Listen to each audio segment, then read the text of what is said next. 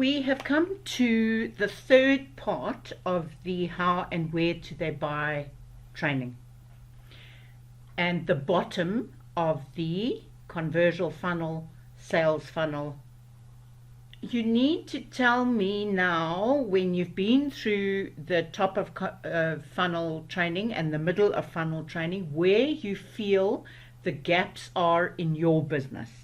Each of you are at a different stage. Each of you have got different businesses, different stages in your business, different marketing objectives. Without any exception, you have to build the size of your target audience right at the top of your funnel. So your objectives are to build your email list, to build your social media following, and to work on your database and grow your database and make sure you've got a clean database that you can use for marketing. That is number one priority. Assuming you have an audience in place that you can market to, you then start putting the strategy together where you are creating more awareness, attracting new people into your funnel. You are generating interest through user experience and engagement. You're creating a desire by nurturing the leads, by looking after people, by producing a good customer service, by building relationships, solving their problems, and showing them how to use your product, showing them that you are an authority in your space, etc. You have now come to the bottom of the funnel, the lead conversion part. And as we mentioned earlier, depending on what your objective is, whether it's simply the conversion could be something like clicking on a call to action, subscribing, listening to a video, taking people to a landing page, or at the most important stage, getting people to click on the buy now button and convert to a sale. So we are at that part of the funnel where these things and all your activity now starts turning to money. The main part of this training is going to focus on optimizing your website and the things you need to do on your website to ensure that you convert sales. It's mentioned earlier, touch points. You need to ensure that the different places, online and offline, where your customers, potential customers, existing customers who you can resell to, wherever they connect with you, there is no friction, and you are sending people further and further down the funnel at every touch point.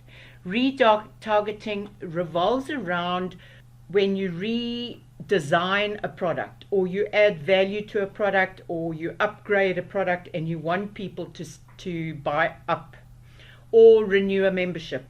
You need the information in place and the services and the systems in place to retarget that customer and resell to them. As we've demonstrated in the customer journey training, sharing at this point and making sure you get testimonials and reviews from people is very important to top up your funnel, to give others the encouragement and the reassurance they need that you are a business that is worthy of their consideration. And brand advocate training along with brand influencer training becomes important in your online strategy to help you get people support your marketing effort, but it's a proper defined marketing strategy. And down the line, and certainly if you're at the stage where you really want to work with us, let me know so we can start introducing trainings. But let's go on to talk first of all about your website, because that is generally where people go to convert, where people go to buy. Unless, of course, you're a brick and mortar and they're physically coming into your brick and mortar to buy. But your website does plenty to take people further down your sales funnel, and in fact is an essential part of your sales funnel and a component in your marketing strategy. And in modern marketing, there is big value in building a website that provides information to address the different needs of visitors on your site, be it dreamers, researchers, bookers through commenting on your blog or whatever. Your potential clients begin with a thought or a dream, depending on what their need is. Imagine, let's use an example we all understand, a business person traveling to your town who is either a first-time visitor or looking for an alternative to their usual choice. Their stage in researching will be to start with a destination, but will then start introducing additional keywords that match their search criteria, like the type of accommodation they're looking for.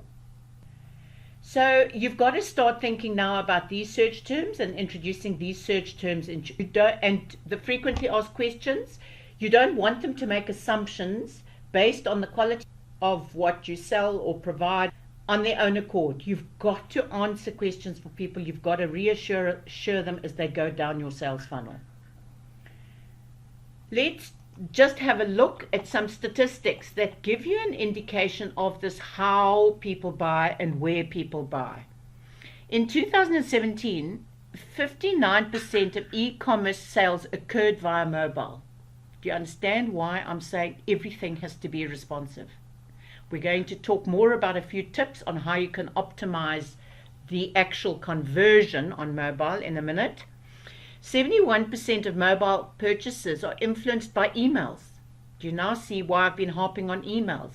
Emails build the relationship and certainly help a customer down your sales funnel, reassure them, stick in their memories, and when they get to the stage that they want to buy, and you've been sending really valuable emails, the chances are they're going to come to you first.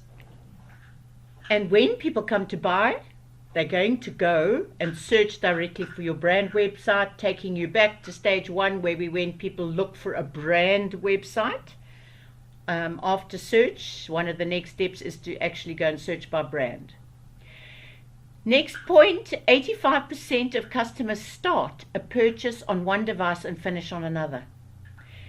So we know, and I've demonstrated to you, that dreaming and researching is very often on a mobile device, but people often convert to a tablet or a computer to complete the sale. It may also be the other way around though. They might start the search in work hours at work and then finish the sale when they're with their family in the evening.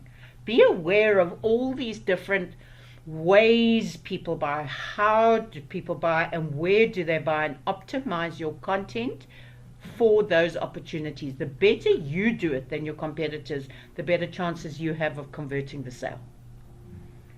57% of mobile customers will abandon your site if it does not load within 3 seconds. I'm going to talk more about that in a minute. It's essential for things to happen quickly. Remember, we've got data cost, we've got connectivity issues. People want instant gratification. They're consuming your content on the move. They want quick results. 52% of people say they are less likely to re-engage with a brand following a bad mobile experience. I rest my case. I hope you understand my emphasis on mobile responsive marketing. Let's talk next about the importance of the website within the big picture. I told you again in the first module about link building and the value of link building for SEO. But the other part of it in terms of generating sales is that people are going to come from all different places to destination website. And you've got to make that possible. So absolutely everything. Online marketing, offline marketing. Links to your website must be simple and easy from everywhere. The minute somebody has a desire in their mind and are keen to make a buying decision, it should be absolutely simple and just a few clicks away. When a person arrives on that website, they're ready to take action. So you've got to make it as easy for them as you possibly can. The goal is not to convince them now. They're convinced. The first is Forbes reckons 60% of mobile users expect the site to load within 3 seconds. And the easiest way to make that happen is to keep it clean uncluttered, and make sure your images are optimized to load quickly. So what are they looking for on your site in the bottom of the funnel when they are ready to take action? First of all, your contact details should be on your homepage and indeed every page, because people will land on different pages. And it should be your telephone, your email, and your physical address. How frustrated do we get by those sites that make you fill in a contact form before you can make contact with a company? That is old hat, out the way. We cannot expect to convert leads when we make it difficult for people to get in contact with us. And the links in your contact details, optimize them for one click on the mobile device, that people can click to call, click to go to Google Maps and get the directions to come to you, click to immediately into email to send you their specific inquiries.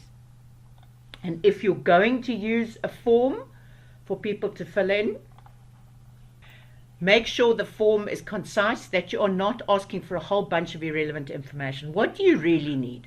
First name, maybe surname. Do you really need the surname?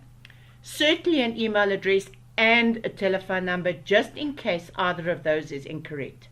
And what I love about getting a telephone number, a mobile number, is that you can then go into SMS marketing and WhatsApp marketing down the line and so on with these people. So I would definitely urge you to get both.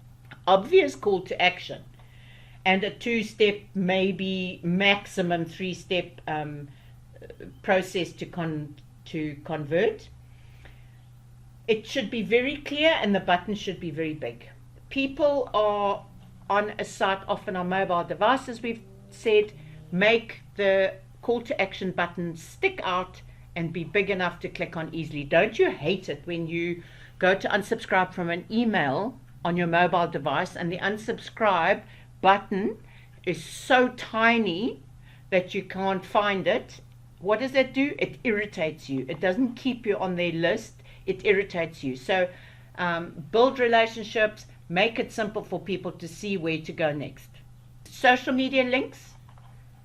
Your social media links should be visible everywhere so people can share and people can engage with you on social media. But don't include every single link for every single platform on the planet. You want to include the links to the platforms that your ideal customers frequent. The major platforms are essential. Facebook, Instagram, especially if you're a very visual site that people can engage with you on Instagram, they would love to do. I've dealt in a previous training with you on which social media targets which audience and which content you use. Make sure your links work along with the rest of your strategy. Your About Us section is an important part of the research journey. People go to About Us to find out more about your business. That's where you put testimonials. That's where you help convince people that you are reputable, that you have the business integrity they seek. Frequently asked questions is a great bit of information on a website to help you convert sales much more easily. If you think back to, or if any of you have ever been in a sales environment, you will remember that you use and address frequently asked questions as objections to the sale. If you deal with these things up front, people run out of reasons not to buy. Reassure them, answer any possible queries they might have, and where do you find out what those are? You go to your front office, your frontline staff, and ask your reservation staff on the telephone, what are the questions you are most frequently asked? Make a list of them, answer them, and post them clearly in a spot on your website where people can access them. This next point is a rather sensitive one, since I have just come unstuck with my e-commerce. Your CRM, what is known as CRM, Customer Relationship Management System, is the one that integrates email marketing with your sales funnel. And your payment gateway is integrated into this whole thing. So mine has given me the most terrible trouble over the last couple of months. So my payments are not automatically going through as I promised my clients they would. I urge you to use a reputable e-commerce service provider. Discuss it with your webmaster. Go and seek advice. Ask people for opinions, because once it's integrated into your site, to change is a very difficult thing to do, folks. That's the e-commerce side of the business. Let's talk about the security of your site. I need to make you aware of this requirement. If you're not already aware, if your site is not already an HTTPS site, then you are going to pick up problems. Google has announced a deadline of July 2018 as the date for when Chrome will begin to explicitly warn users their site is insecure. If you are taking any transactions on site, you need to pay attention to this. More than 50% of internet browsers use Chrome, by the way. So this notification will really impact badly on your online content, and it will tell users that your site is not secure, and the chances are they will bounce and go somewhere else where they are more likely to feel safer. So discuss this please with your webmaster and convert your site to HTTPS before July. Let's talk next about some more website experience best practices.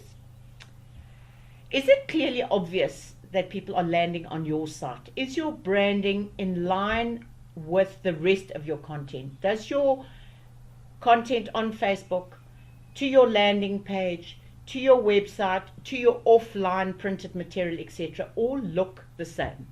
Do you ascribe to the same quality, the same color scheme, etc.? Very important for making customers feel safe and make them feel that the attention to detail gives them confidence. Is your value proposition easy to find? Do you talk directly to your ideal customer and tell them how you solve their big hairy challenge better than your competitors? That should be clear at a glance. People should immediately feel they're in the right place.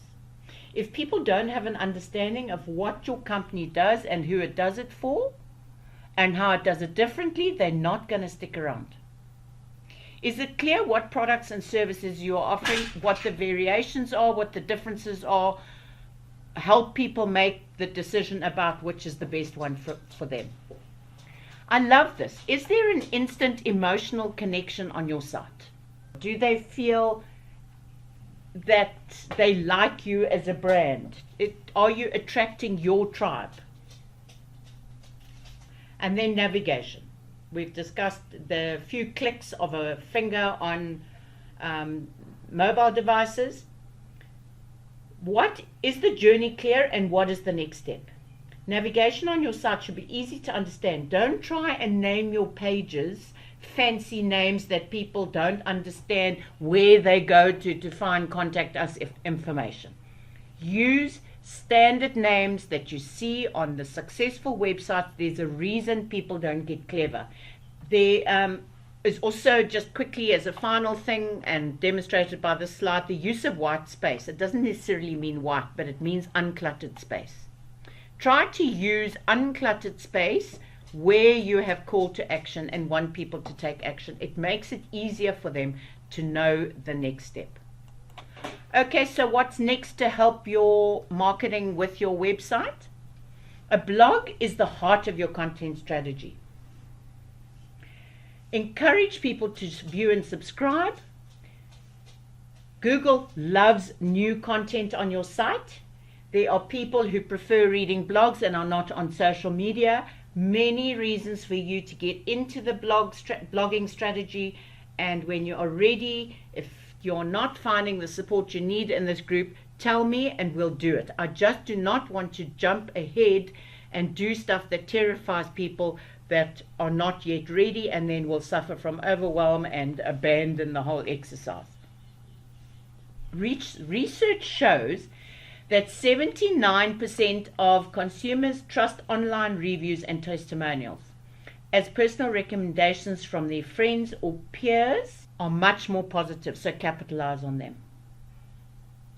Ask people for reviews and share them across your social media. Use reviews from your social media, embed them on your website.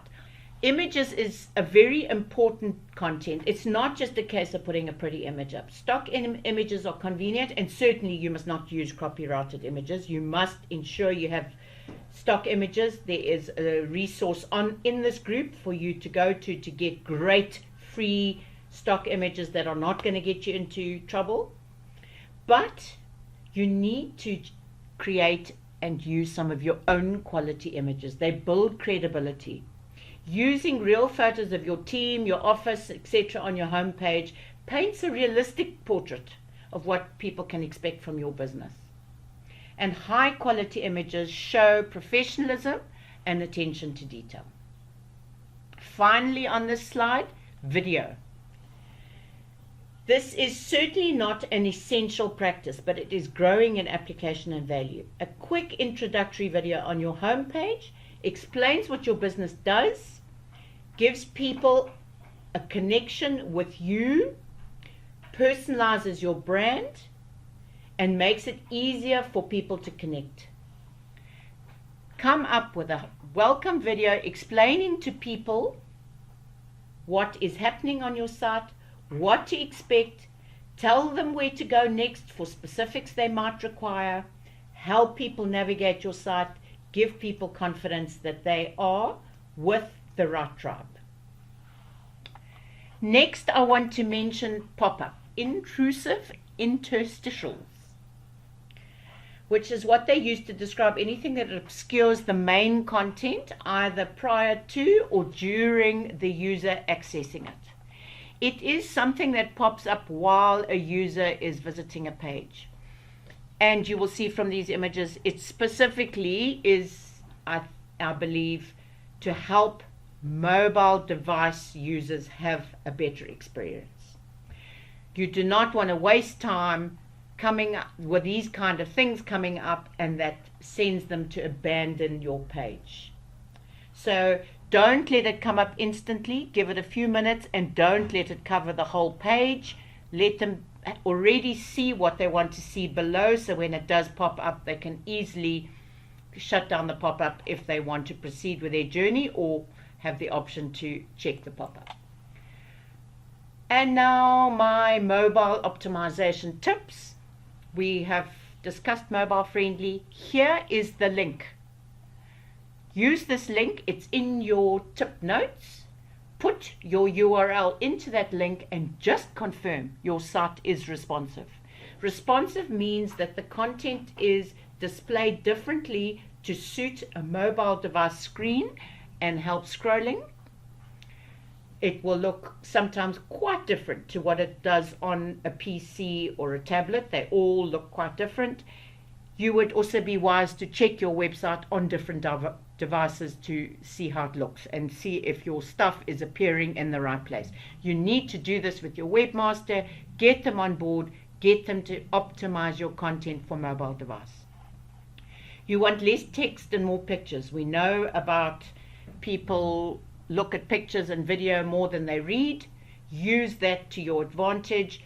Put images and video in key places to help the customer journey and the conversion journey. Facilitate pinch and zoom. Rather than have a huge picture load, give people the opportunity to enlarge the picture as need be. And big buttons, as I've mentioned, so people can click with big fat thumbs on the call to action button, and make scrolling very easy and very simple, and that the journey is consistent. When you have a responsive site, and for example, you've got 3 columns going across on your website, make sure they appear in the correct order when it's mobile responsive for scrolling. Okay, those are the main aspects of the website. Just again, back to this part of your lead conversion, make sure you leverage word of mouth. It's a very powerful part of what customers do and help people take action. Use reviews everywhere. Encourage people to share their opinions of your business. Any questions? Is there any aspect of your conversion funnel that you need help with? Don't hesitate to come in here and say you've done this, this, and the other, and it's not converting, and I will try to help you. So in summary of what we've learned, top funnel, middle funnel, bottom of the funnel, to optimize conversion of a prospect to a customer, you have to position what you sell right in front of your ideal customer, i.e., where they are at every stage of their customer journey, to suit how they are buying, how they are consuming, and where you do it through integrated marketing, online, offline, your website, their preferred social media platform, email marketing. And back to our very important, overwhelmingly critical piece of work is you have to study your ideal customer, because once you know them better than anybody else, the rest of this becomes a no-brainer. You know exactly where to go with what and how to put it out there. Okay, folks, that's the last part of the funnel training, and I hope that this helps you go back and fill in the gaps and start building on each step of the funnel, starting with the easy, low-hanging fruit, how we can easily do marketing without getting too complex throughout the funnel, and then keep adding to it with more value and more tactics that you can use to ignite your marketing and leapfrog your competitors and see more money in the bank. Thanks for joining me. Take care. Bye-bye.